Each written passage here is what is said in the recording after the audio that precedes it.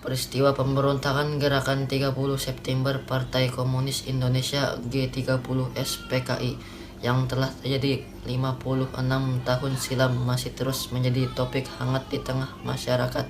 Bagaimana tidak, baru 20 tahun setelah masyarakat Indonesia berjuang mati-matian, DN Aidit dan pengikutnya tergabung dalam PKI melakukan pemberontakan. Hal ini dilakukan untuk merubah ideologi bangsa Indonesia, yaitu Pancasila. Masyarakat Indonesia yang tidak terlibat kejadian itu hanya dapat mengandalkan film yang hampir setiap tahunnya ditayangkan.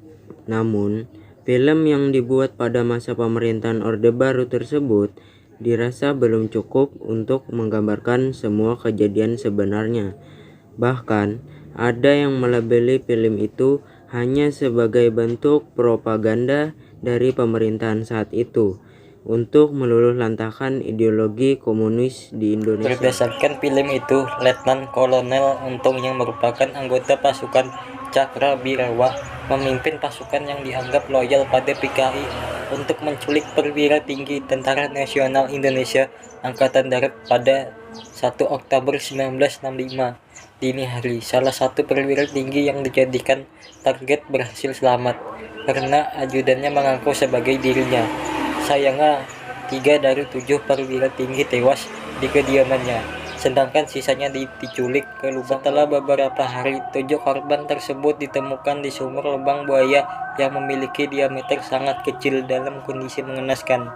Kasus ini kemudian didalami dan mengarah pada PKI yang dituding sebagai dalang aksi pembantaian. Hal ini pun didapuk sebagai langkah awal dari pemberontakan. Sejak saat itu, masyarakat yang termasuk PKI mendukung PKI dan menyembunyikan PKI. Informasinya mengenai PKI akan dibunuh untuk membersihkan tanah Indonesia dari ideologi komunis.